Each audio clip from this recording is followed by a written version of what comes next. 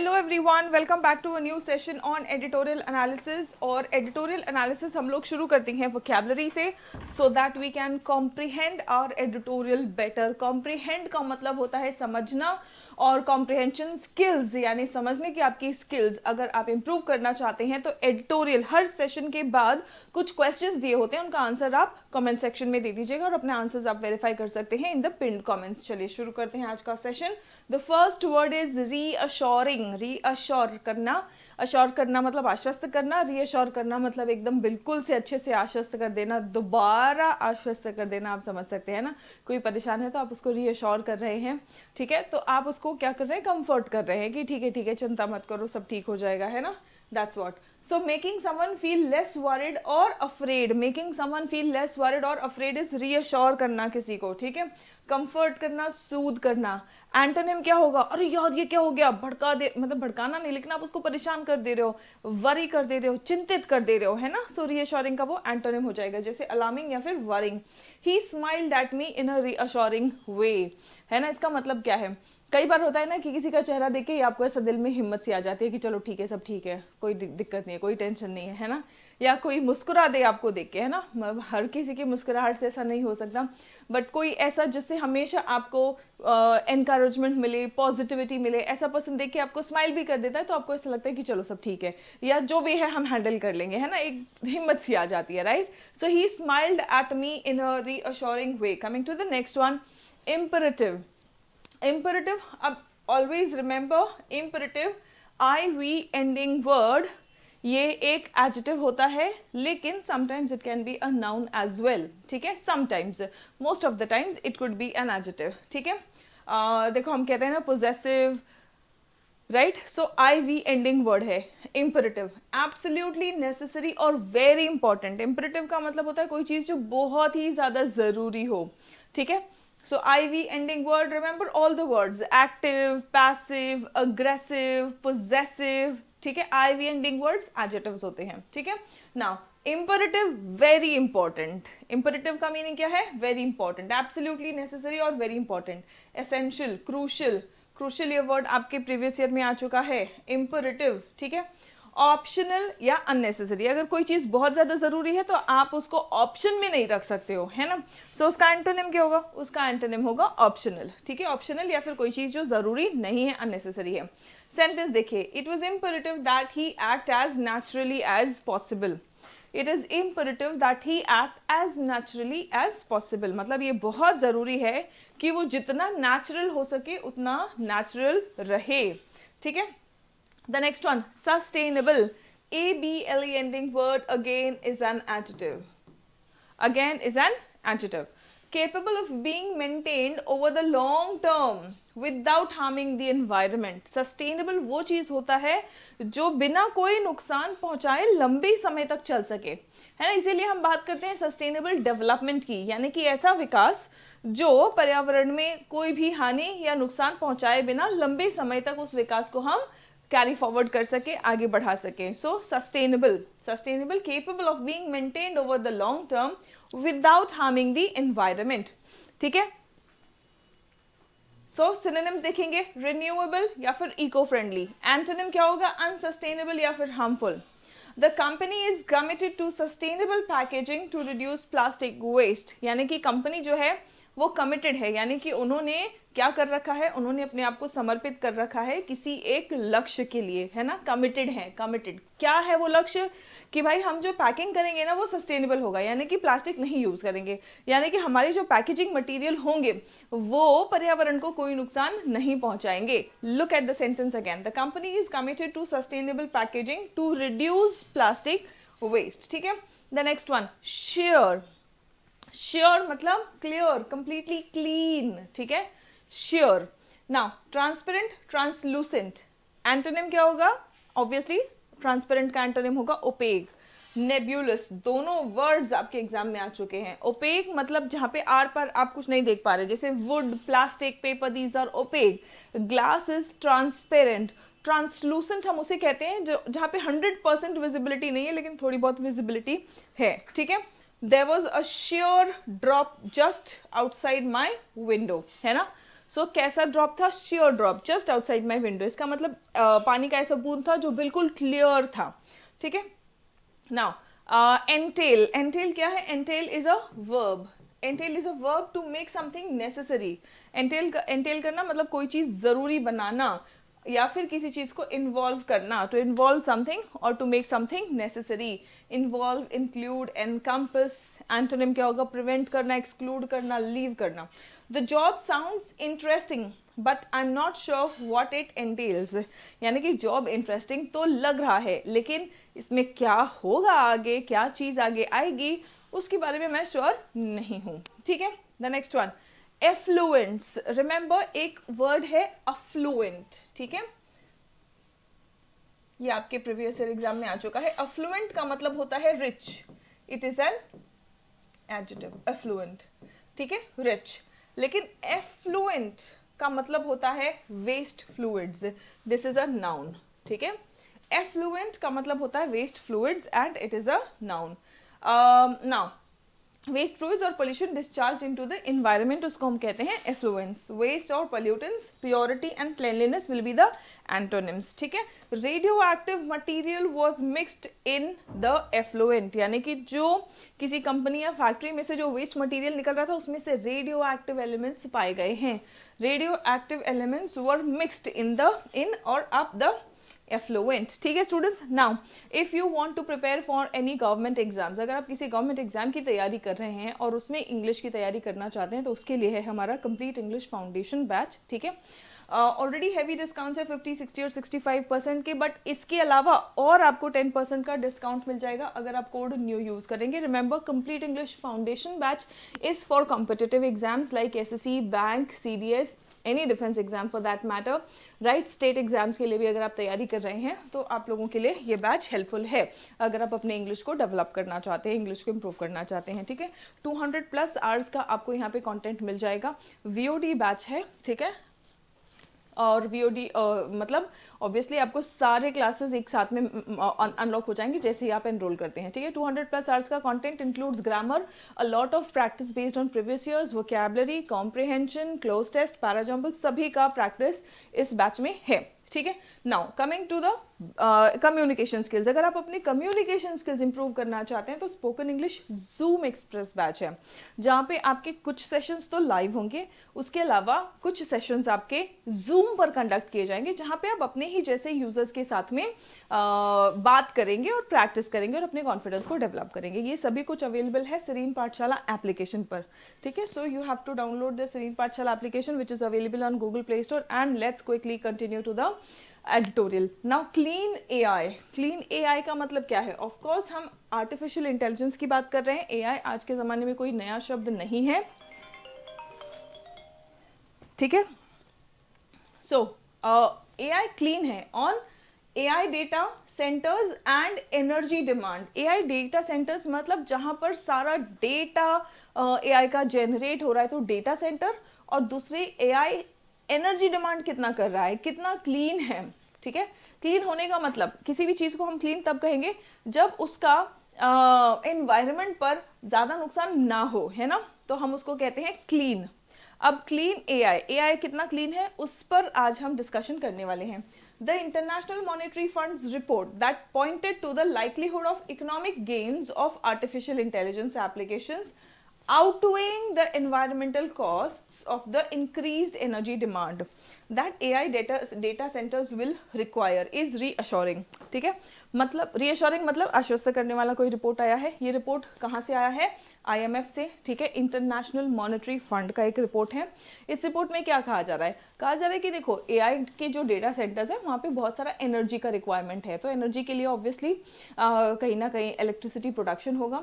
अब electricity production हो रहा है तो कहीं ना कहीं एनवायरनमेंट को भी नुकसान पहुंचेगा जिस प्रोसेस से इलेक्ट्रिसिटी प्रोड्यूस हो रहा है, बट वो नुकसान जितना हो रहा है उससे कहीं ज्यादा फायदे हैं जो एआई हमें अपने आने से, अपने आगमन से दिखा रहा है, ठीक है। एक बार सेंटेंस को फिर से पढ़िए और समझिए, बड़ा सेंटेंस है लेकिन एक बार आप मीनिंग अच्छे से समझ जाते हैं तो आपको वोकैबुलरी, ग्रामर सब समझ आने लग जाता है।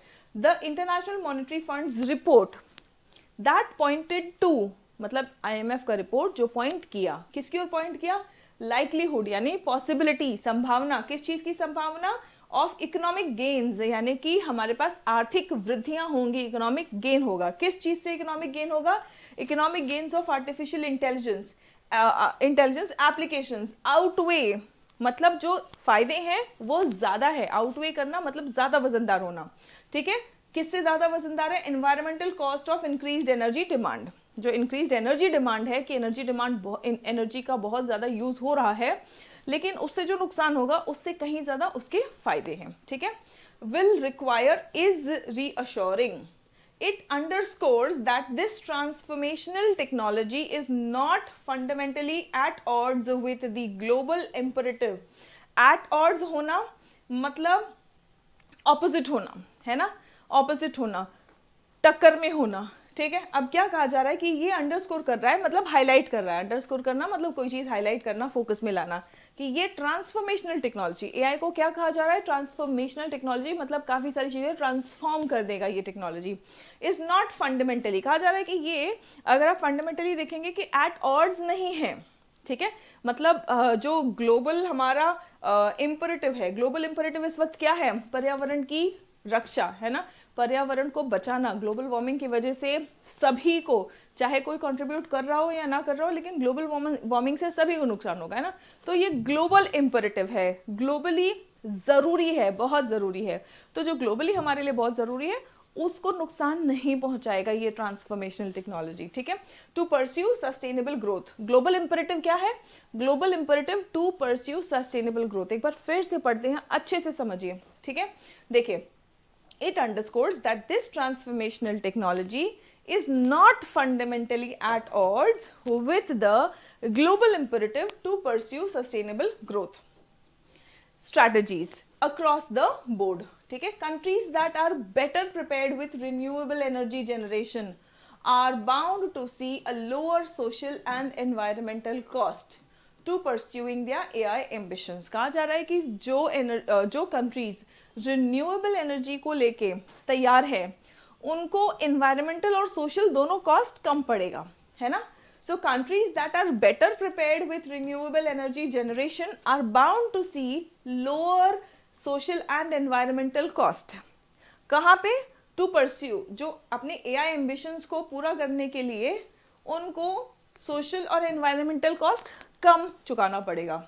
India's AI infrastructure, at least the part of it that the government is indirectly funding through the India AI mission, does not rise to the level of weighing at a macro level on the nation's energy mix. क्या कहा जा रहा है कि भाई हमारा जो AI का इंफ्रास्ट्रक्चर है, ठीक है, इंडियाज AI इंफ्रास्ट्रक्चर, और कौन सा वाला पार्ट? जो गवर्नमेंट इनडायरेक्टली फंड कर रहा है, ठीक है। गवर्नमेंट इनडायरेक्टली कैसे फंड कर रहा है? इंडिया एआई मिशन के द्वारा। ये उस लेवल तक नहीं पहुंच रहा है, does not rise to the level of weighing at macro level on the nation's energy mix. यानी कि अगर नेशनल लेवल पे जो एनर्जी डिमांड की बात करेंगे तो उस लेवल तक नहीं पहुंच रहा है कि वहां पर बहुत ज्यादा एनर्जी की डिमांड महसूस हो, ठीक है। Does not rise to the level of weighing, मतलब वजनदार होना, at macro level on the nation's energy mix, ठीक है। Still The need for pursuing renewables specifically for AI is necessary. कहा जा रहा है कि अभी तो AI की एनर्जी डिमांड नेशनल लेवल पे इतनी ज़्यादा नहीं है इंडिया में, लेकिन फिर भी रिन्यूएबल रिसोर्सेज को तैयार करना ज़रूरी है, ठीक है। Still the need for pursuing renewables specifically for AI is necessary to follow. This is already in a sense the government's approach to the issue. अब कहा जा रहा है कि गवर्नमेंट का ऑलरेडी यही अप्रोच है इस इशू को लेके।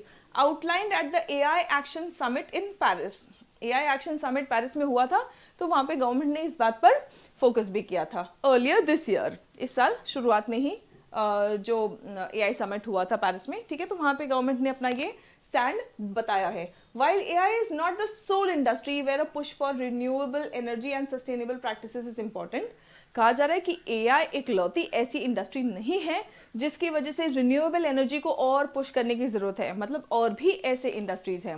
रिन्यूएबल्स अगर हम अपने डेवलप करेंगे तो सिर्फ एआई नहीं और भी इंडस्ट्रीज़ को फ़ायदा होगा, बेसिकली ये कहना चाहते हैं। देखिए एक बार फिर से पढ़िए, while AI is not the sole industry where a push for renewable energy and sustainable practices is important, the sector nevertheless offers itself up for two main reasons। जो सेक्टर है ये अपने आप को ऑफर कर रहा है फॉर टू मेन रीजंस। वो टू मेन रीजंस क्या है?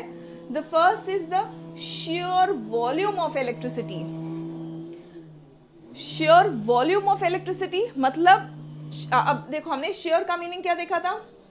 sheer का एक मीनिंग तो था क्लियर, ठीक है, दूसरा मीनिंग है सिर्फ या फिर ओनली, ठीक है, सिर्फ या फिर ओनली।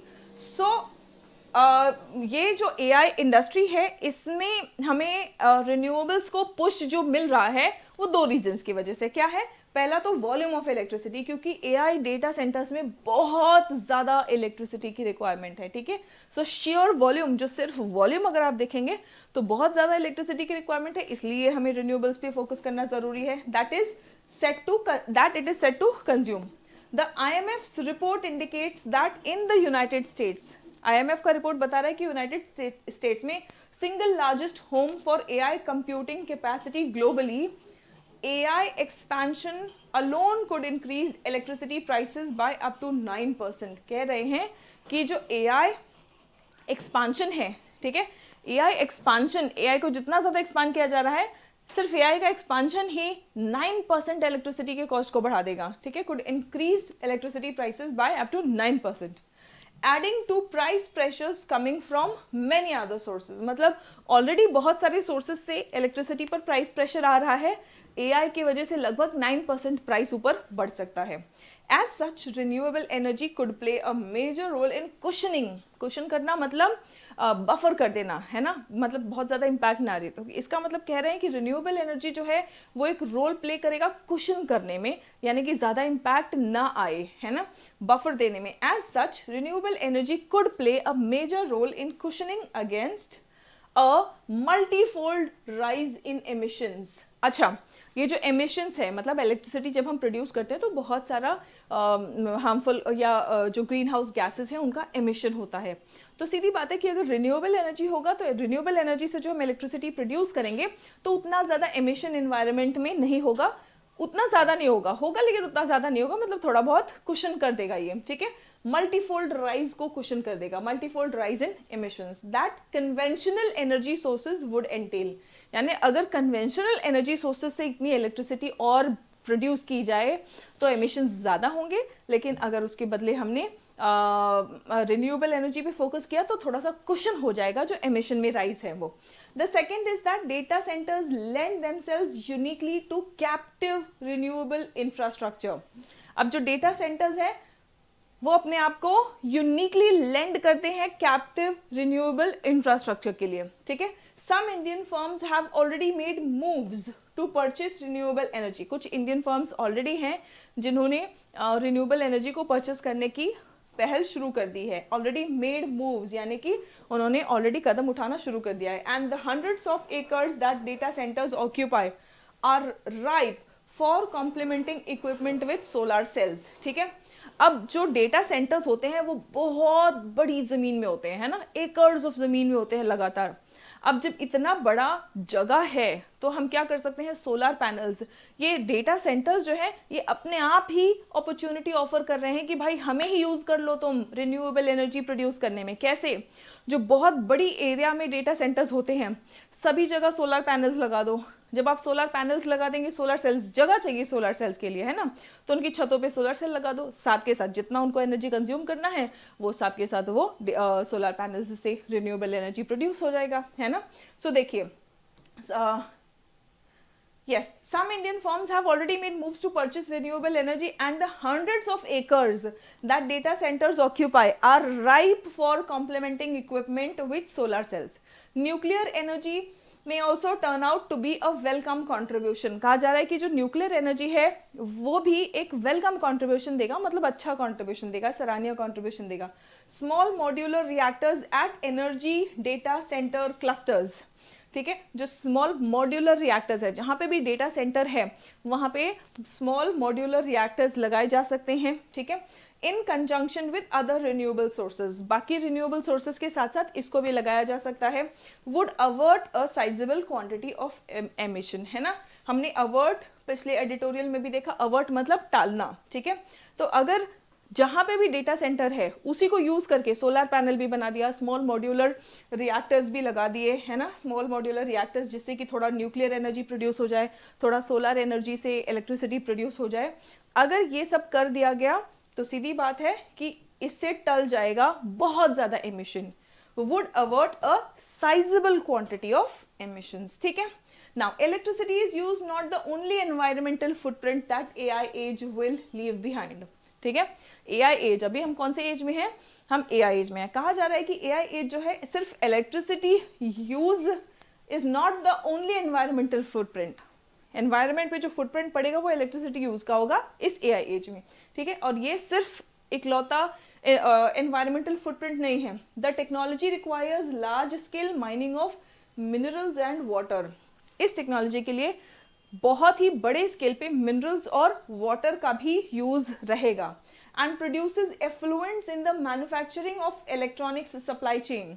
अब डेटा सेंटर तो चल रहा है, लेकिन डेटा सेंटर में क्या यूज हो रहा है, इलेक्ट्रिसिटी के साथ साथ बहुत सारे इलेक्ट्रॉनिक इक्विपमेंट्स, और उन इलेक्ट्रॉनिक इक्विपमेंट्स को प्रोड्यूस करने के लिए जिन फैक्ट्रीज में लैपटॉप्स, कंप्यूटर्स, जो भी कंप्यूटर एक्सेसरीज है, इलेक्ट्रॉनिक्स प्रोड्यूस होगा, जो गैजेट्स प्रोड्यूस होते हैं, है ना, यहाँ क्या यूज होगा, जो जहाँ पे भी प्रोड्यूस होगा तो एफ्लुएंट्स निकलेंगे, एफ्लुएंट्स मतलब वेस्ट प्रोडक्ट्स, ठीक है।